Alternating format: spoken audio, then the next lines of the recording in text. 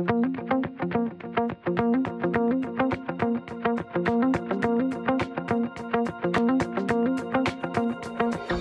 we're going to be talking about work-life balance in the digital era, ethics and trust in a digital age. But we're going to kick off by talking about the future of the workforce, preparing for the centennial generation. When we've had our three speakers give their talks, we're going to sit them down here and we're going to invite Naeem Zamindar, who's the CEO of Acumen Pakistan and a board member of Uphone, to chair a Q&A session with our panelists. And hopefully you guys will join in. I said to you before, you'll have an opportunity to engage with our panelists, and this will be it. So I hope you're all ready to ask for questions. Come down, please. Are you ready, folks? Everybody ready? Fantastic. Okay, let's begin then. I will begin by introducing our first speaker, who will be talking on the topic of preparing for the centennial generation, the future of workforce. Asma Bajawa is founder and managing director of PeopleFirst Middle East, which is one of the leading HR consultancies in the Middle Eastern region, and has just received an award from the Chartered Institute of Personnel Development in the UK, and that was in the 2017 People Management Awards in the category of Best HR Consultancy. She's a fellow of the Chartered Institute of Personal Development in the UK with an MBA from Kingston University and extensive experience across all aspects of HR. She started her career with British Airways, where she spent 22 years. And during that career, she was appointed as the company's Diversity and Equal Opportunities Champion. And she was voted one of the top 100 Asian female role models by the Gender Equality and Racial Inclusion Council. So Asma has a very broad experience and profile. She's moved to the UAE in 2005, where she's held several HR directorship roles and has spearheaded her company into becoming one of the leading HR consultancies in the region. So allow me to bring her up to the stage. You can say a little bit more about your business and your consultancy activities, as well as about the future of the workforce. Asma. Thank you very much. Thank you. So I'm not that tall, so I'm going to talk from this as opposed to this. First of all, assalamu alaikum, good morning, and it's a real pleasure to be here, so thank you very much for the organizers for inviting me. As Taimur said, my name is Asma Bajawa. I've come in, especially for this event, not that far from Dubai, where I run PeopleFirst HR Consultancy. I recognize some of you in the audience, and hopefully over the next day and a half, I will get to meet a few more of you. So already this morning, we've heard about kind of the digital era and all of the forces that are pushing us towards reducing workforce by 40%. But actually, is that really going to be the case? I think, you know, digital and the way work is done will certainly change. But of course, there will be a role for people. And what I'm going to talk about is not kind of theoretical concepts, but more around practical hints and tips that you as employers can take away today for preparing for the centennial generation, or what we know also as the I generation or Generation Z.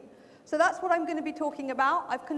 My team and I have conducted a survey actually in Pakistan of this centennial generation, and I'm going to be presenting you the results of that and really taking you through, so what does that mean for you as an employer, and what kind of things do you need to be doing in the workplace to really get the best out of you know, the people that are going to be probably a fifth of your workforce by the end of this decade. So let's start with having some insights. Generation Z. The kids have an attention span of 8 seconds. Is it possible to communicate anything in 8 seconds? Let's give it a try. So who are we? Well, we're the kids born after 1995, born into a post-9/11 world. When the war on terror started, we were starting school. We're younger than Google, the first generation to have grown up with social media. We consume in 8-second bites. To us, 30 seconds is an eternity. I don't think I would have been able to live without Google and the internet. We live more through devices than we do actual interaction. A nightmare? Not if you know them. Gen Y grew up in a time of plenty, but the uncertainty of the noughties changed all of that. Gen Z is a new species. We're not called Tony or Shelley or Kevin. We're called Logan and Romeo and Malala. We don't consume on 2 screens, we use 5. No text, highly visual. To everyone else, the way we function seems like so random, but to us, it's as natural as breathing. We don't have a lot of faith in experts. We're not interested in the wisdom of the grey hairs. We just want to get it off Google or from our peers. Some say we're fickle, but we do have our good points. We're highly connected, and we're not just tech savvy, it's in our genes, or should we say, our code. We're collaborative, and we're more mature and more resourceful than Gen Y. At 18, Beth Rickles shared her first book online, and she landed a 3-book deal with Random House. If our idea of a career doesn't exist, we'll just create it in our bedrooms. 15-year-old Maya van Wagenven bucked the old order, landing a film deal with DreamWorks after self-publishing her school memoirs. It's a DIY culture. We're pretty entrepreneurial. 18-year-old Nick Deloisio is our poster boy. He created the news app Sumly at 15 and just sold it to Yahoo for $30 million. We witnessed our parents struggle in a crumbling job market, so we plan to make our skills pay off as soon as possible. At the ripe old age of 17, Lord won 2 Grammys, and now she's been hired to score the next Hunger Games. If you think we sound shallow, don't be fooled. We want to make a real difference to the world. Teen activists like Taliban shooting victim Malala Yousafzai are reaching out to millions. So just when you thought you'd got your head around Gen Y, Gen Z comes along and changes everything. Every 8 seconds. Take any longer, they turn into Generation. Okay, so some really interesting facts in that in terms of getting an insight to who this next generation is. So let's take a look. So over the years, as you know, different generations have come and gone. So there was in earlier years, as we go through the generations and the years, you can see the silent generation, the baby boomers, Generation X, which are really the parents of this new Gen Z that will come into the workplace, the millenniums that really took us all by surprise because they had a very different approach and mindset, and of course Generation Z. And these are the children, as we say, or the people that are now growing up and coming into the workforce that were born between the years of 1995 to around 2010, 2012. So the sort of early part of this generation are just graduating and coming into the workplace. So how are we going to handle them? Because their exposures and things that have shaped them have been very, very different. So what are the kind of things that has shaped this generation? Any ideas? Selfies? I think that's from the room, actually. I think selfies, you can all be accused of selfies. Actually, first of all, globalization. So the world is a much smaller place. Obviously, technology has allowed people to connect. People are connected and have more friends on social media than they do in actual kind of face-to-face interactions. Obviously, they've lived through the Great Recession. They've seen their parents doing fairly well, suddenly losing their jobs, going bust, big names, corporations, worldwide multi-corporations, kind of coming under the spotlight, you know, we're in disrepute and those kinds of things. So this really has affected how they see the outlook. Obviously, technology has played a big role in how they have grown up, what they're used to, how they handle information, how they handle people, how they spend their time. And obviously in that video we saw, actually they're used to using 5 screens. There's a computer, there's an iPad, there's a phone, you know, etc. So it's not just 1 or 2. You know, you've got the watch going on. And they, as a result, are very good multitaskers. When you say, well, you can't multitask, this generation is proving us to be different. And of course, social media. So social media has played a big influence in terms of how this generation, because this generation actually has grown up and not known life without the internet. So the internet has, can you all hear me? So this generation has grown up with the internet and haven't known life without it. In terms of diversity, they don't see the role model in terms of what they need to fit and how they need to look and who's accepted. They are who they are, and they take you as how you are. So in terms of, you know, obviously through that globalization, the acceptance of cultural diversity is much greater in this generation. And of course, the last factor that's quite significant is that they were brought up by Generation X, who were really kind of anti-establishment, you know, prepared to work hard, those kinds of things. So obviously the views of your parents and what they teach you and during that process of development influences, obviously, your mindset and how you approach life. So those are the kinds of key significant things that have impacted the generation that we're coming. So they're active volunteers, they're prepared to give up their time to participate in social kind of activities and benefits. They, as I say, multitask. They do lack people skills, though, because they're not used to. If you were to step on a school bus, everybody would be doing this. They won't even be talking to each other. So people skills actually is an issue.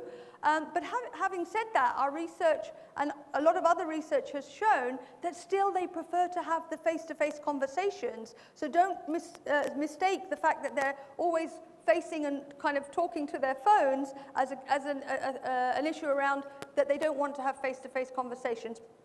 But we'll talk about that. So because of the recession, obviously, they are more risk-averse. They're not as prepared to take risks. They are very future-oriented. Tell me how, and I'll get there. They are very much a do-it-yourself generation. So if they can't, they'll Google it, they'll YouTube it, and they'll find out and they'll do it. They won't wait for an expert to come around to show them. This is the mentality that we're faced with. Obviously, they're independent and competitive, and as I said, mentioned the diversity, brought up with obviously all kinds of technology, which makes them what we call tech native. Realistic, they're not idealistic, so they appreciate that they do have to work hard, and they are prepared to do that. But creativity and innovation is something certainly that is a skill set that this generation is growing up with. Some interesting facts about this generation. So from previous surveys, about 74% still prefer face-to-face communication. So just because they lack that social skill, because they haven't been exposed to kind of come and say salam, come and say hello, shake hands, they're in their rooms, let's leave them there. We've kind of encouraged that, if you like, but they still want to have face-to-face conversations. 30% would take up to a 20% pay cut to work for an organization for which they believe in the cause. So money is not everything to them. If they believe in the cause, I think I'm moving and it's crackling. If they believe in the cause, they would even take a pay cut, but that doesn't mean you take advantage of that. 77% expect to work harder than their previous generations. So they're coming to the workplace with their mindset that they have to work. The Generation X has brought them up with the mindset that says, in life, there are those that succeed and there are those that lose. So they know that if they want to succeed, they're going to have to work hard to make that happen. And funnily, about 35% they'd rather share socks with somebody than the office space. So really interesting facts, hey? So how has this changed the workplace? So we've talked about digital era and technology and all of getting close to the customer, but how are we going to reach these customers? We still obviously need people. So in Pakistan particularly, and I've tried to focus some of this and bring it back to Pakistan, there has been an increase of around 50% of women in the workforce since the year 2000. Now that 50% for my liking, being a woman, running my own business, etc., is still very, very low because we have a very highly educated female population. However, the population of women in the workplace is changing, and therefore, as employers, we will need to reflect that in the way we do things, in the policy. If you look at Saudi Arabia, to encourage people into the workplace, they set up, for example, separate areas where women can feel comfortable to work, because obviously they're not allowed to sit with and openly in a mixed environment. So they catered the workplace to accommodate the needs of this particular gender. They are increased in terms of the numbers of people that are going through higher education. So a lot more people that are coming out with degrees. Yes, it's harder to find a job, but it's getting more competitive. Obviously, technology. My daughters want to kind of actually, she's a millennium, and even at a millennial level, they want to, how can we do it quicker? How can we use technology? Why are you doing it like this? So it will drive process improvement with this mindset of why are we doing it like? They will question the way that we've done things in the workplace, which is good. So and it would probably damage a lot of egos, probably us in the room that says, hang on, I've been here longer, I've been here, you need to do this the way I tell you to do this. But actually, maybe because they have this exposure that we haven't grown up with, they may be the leaders on this one. So it will be important for us to really not be threatened by that and really kind of look for them perhaps to lead on some of this. Well, we could do it like this and it could cut your costs and increase your bottom line. Work now gets done both inside and outside the workplace. So how many of us, check our emails at home, on the way home, on holiday, even on a day off? So it's not just about being at work. So therefore, they want a little bit more flexibility in terms of the working hours. Obviously, businesses don't serve local markets, so they go global, so that impacts what's happening in the workplace. And it's not just a one-way street. It's not you come work for me, I pay you, and the job is done. It's a case of if I want to come and work for you, what am I going to get in return? Why should I come to work for you? So it's not about that job security necessarily around, I've got a job and this is what I'm going to do. It's around, okay, why will I come to you and what is it that you're going to give me in return in terms of my development, in terms of my learning? What am I going to get back if I'm prepared to put in, which they definitely are prepared to do.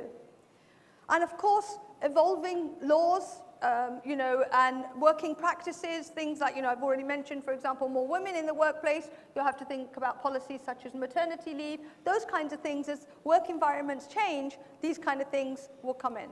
So what will Gen Z bring to, obviously, technology integration, goal orientation, an entrepreneurial spirit, creativity and innovation, a focus on efficiency and flexibility, and of course, that 8-second concentration and attention span. So when you are hiring young graduates in the coming years, when you are looking at how am I going to induct this person, how am I going to get them on board, how am I going to achieve targets, these are the things that you're going to have to think about. So what we did, my team and I, we conducted a study across Karachi and Lahore of students at university and asked them some specific questions. So it's real-time data that I'm going to share with you of what people in Pakistan, so I've not taken global data here, of what people in Pakistan have told us, what they expect across different areas of employment.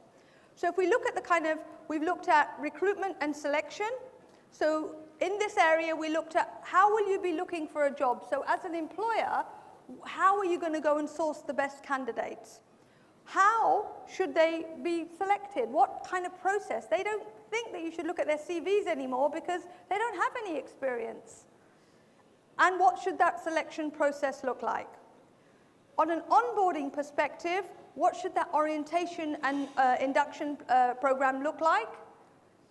From the ways of working, what kind of work and job content would they like to have? So the ways that they'd like to work, what kind of job content, the type of job they'd like to do, and the kind of hours that they would like to work. We'll give you some insights into this. Obviously, from a compensation and benefits perspective, we'll talk about, I'll give you some figures in terms of what young graduates from this generation are expecting to take home, and along with the monetary and non-monetary benefits as well. From a performance management perspective, that once-a-year appraisal is going to go straight out of the window because that will not work. Someone who has an 8-second span is not going to wait, attention span is not going to wait a year to tell them how they're doing. And of course, last but not least, career development, which is fundamental to them around how they learn, what kind of training and development opportunities you should be offering them, and also what kind of career progression. So let's go through this. What were the findings from the survey from a recruitment and selection perspective? So they are, first of all, attracted to companies that value creativity, that share their profits with their employees, and have a strong professional ethic. So if your image, does your company do these things? Are these something that you would like to do? You want to attract the best people? Do you want to bring the people forward that are going to come and stay? They're happy, in fact, this generation will be happy to work for you for 10 years. They're not like the millennials that they've got to, every 2 years, go to a new industry or a new job. So job loyalty is back on the cards with this generation.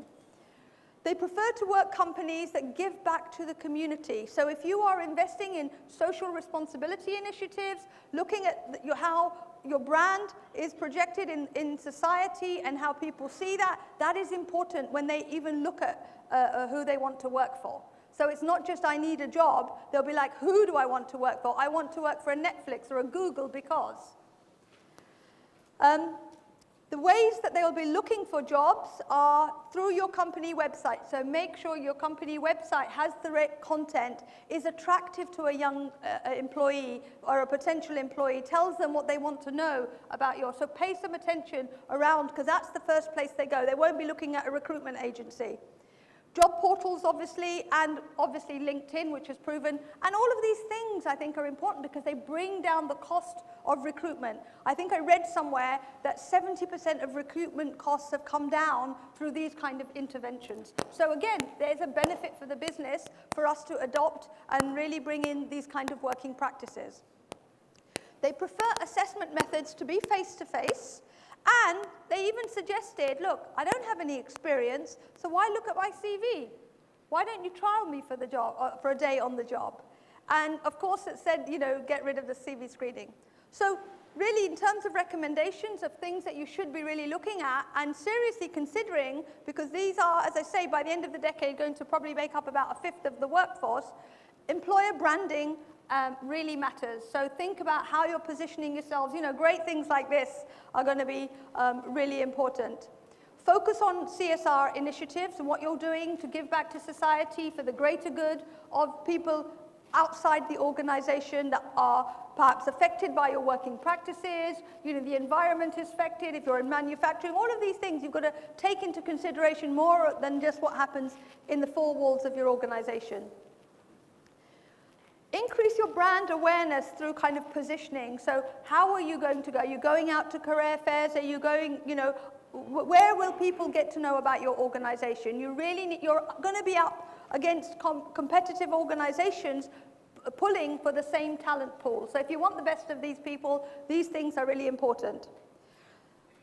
You'll need to kind of really look at your end-to-end recruitment process. So say, okay, I start with a paper screening, then I give them a call, and then but actually if these people interact in a different way, is this the right way to be? Use more online assessment tools, for example. Call in for a final face-to-face interview. So really look at the way that you can assess the competency requirements that you need through a different means.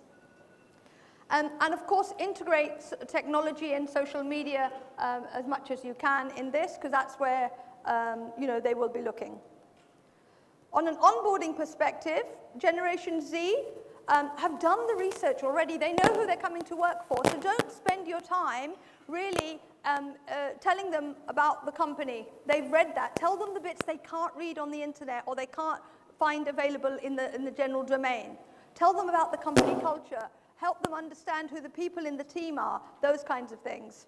They want to meet the team, they want to see the premises, they want to touch and feel, and they want to be given a welcome pack where they can take away. And the good thing about that is if they'll get a mug or a pen, they'll take a picture and they'll post it. So your brand is going out there even more. So think about all of these opportunities that these young ambassadors will be taking to publish your brand. You see, so little things and tips that we perhaps don't think about. So they want the induction program really, as I say, to only kind of don't waste my time telling me what I already know. They don't have that much time. 8 seconds, remember that. And include information that I don't know about the company that's going to help me engage and understand where I am, and make it friendly and interactive. So lots of introductions and those kinds of things, and of course, as I mentioned, the giveaways. From a job design perspective, Gen Z want to make decisions, but they need to be coached and supported. So tell me how am I doing? Am I doing this right? These are the words in one of the interviews I heard. Am I doing it right or am I doing it wrong? Tell me. They want that constant feedback. So I'm happy to take a decision, but guide me through that process. So don't leave them on their own to fail. They're looking for a lot of coaching and support, and they want to undertake meaningful work. So if you bring in a young graduate who is ready and eager to go, don't put them in the corner and get them to kind of input data and those kinds of things. They really are not using their skills and competencies to the best. Give them something with a means to an end. Say, this is what we need to achieve, and actually, don't tell them how to get there. Tell them what they need to do, and they will find. If they need help, they will come and ask you, and that's where you'll need to coach. Okay? So that's a really important thing. They want job variety, so they don't want to be doing the same thing. Expose them as much as you can in different pieces of work so that they are constantly enthused by it, they're interacting and learning from it, and they will give back to that. They do want flexibility. So when I talk about flexibility, they don't want to be working at home, by the way. They want to come to the workplace. And they specifically said that. But when they get to the workplace, if I finish what you've given me to do, don't expect me to stay here till 5:30. Okay? So don't kind of watch me by the clock. Give me something to do, and I'll do it. But actually, don't worry too much around what the time is and those kind of things. So make sure, obviously, as an employer, that you're giving them sufficient work, that you're stretching them, and those kinds of things. Because otherwise, they'll say, well, what's the point of sitting here? What they'll say is, I'm not learning anything. I don't feel I'm contributing. So if they sit around just kind of watching the time, is not a good environment for them. They would prefer to have their own office space. Okay? So obviously maybe we can't all have our own office space, but at least a space that they can call their own and a sense of belonging. And they also want to have opportunities to travel. Now, I travel quite a lot in my work, and I have quite a few young people working with me. And actually, this presentation actually was prepared by one of my younger members of the team. I gave her the task, said, please go off. This is what I'm talking about. Do the research. She presented me the research, gave me the slides, briefed me on it, and all I had to do was kind of do the background reading. And this is, you know, someone very close to this generation that's produced this. So they're capable of producing some very good results, but you have to give them the trust to do that. So important in the workplace then to have good mentoring schemes. And really, you know, we all talk about mentoring and coaching, but there has to be some kind of formalities around that. What is the role of a mentor? What is the role of the mentee? How often are you meeting with them? How often, what are you discussing? What are your aims and objectives of that relationship? If anybody needs help in that context, please contact me. I'll happily send you information on what, you know, the role of the mentor and the mentee is and what the aims and objectives of this kind of relationship should be so that you're guiding and coaching them to take responsibility. You may need to review your HR policies, you know, this time and attendance. I didn't, you know, did the work get done or were they here on time? Which is more important? Don't worry if I'm 5 minutes late, I'll still get the job done, I'll stay behind. So if you have a policy that says, yeah, sure. If you have I've got a couple of more slides. If you have a policy that says, you know, I'm going to time you in and out, maybe look at that. Please don't micromanage them either. So I'm going to have to skip through this a little bit quickly, just a couple of slides though. From a compensation perspective, the figure that they mentioned was for a new graduate, they're looking for a salary of at least 40,000 Pakistani rupees or above. They want an equal split between cash and non-cash benefits, all of the other non-monetary benefits like medical insurance, for example, you know, leisure subsidies and those kinds of things. So make sure that you're continually benchmarking your compensation data, it's up to date, you're able to compete with others, and of course that you're giving them a good balance.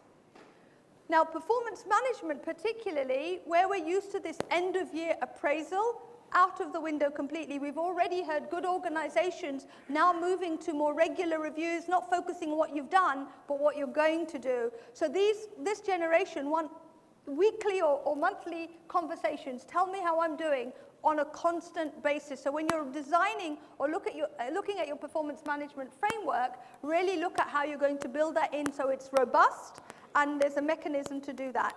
They still, however, want to have face-to-face conversations. Don't send them a text message, say, good job. This is really important to sit down with them and look them in the eye.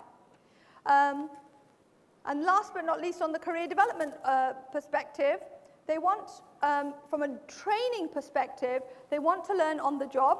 They particularly don't want to go to classroom training, which is the traditional form of training. They want to kind of do outdoor, hands-on, field trip kind of things, even computer-based training. So really, again, this brings the costs of training really down. Sorry? Oh, okay. Yeah, okay, it brings maybe I'll come over here. It brings the costs down. Let's see. They want also to make sure that they have opportunities for development. So unless there's, where am I going with this? Am I going to be in this job forever? Can I see, or is it a policy of You know, the longer you've been here, and that's when you get promoted. Those kinds of things will really need merit-based promotions, merit-based increase. Those kinds of things will be really, really important to this generation. I think one of the other things that the governor mentioned this morning and some of the speakers were around the competencies of leadership. So of course, creativity, innovation, we heard this, but one of the most important competencies I think that will be required of managers and leaders in the future will be coaching and mentoring. And there's a skill and an art to coach and mentor somebody in an appropriate way. Okay, so thank you very much.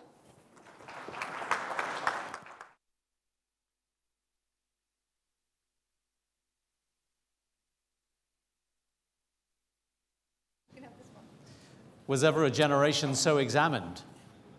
I mean, talk about breaking them down into tiny detail. I was a baby boomer Generation X cusp baby, and I don't think anybody looked at our generation that closely. There's a lot of studies and all of it. We still thought we were pretty cool, though. As every generation thinks they're the coolest, right? And every parental generation thinks that their next generation is lazy and silly. Anyway, thank you for that. We'll talk more about that later. Our next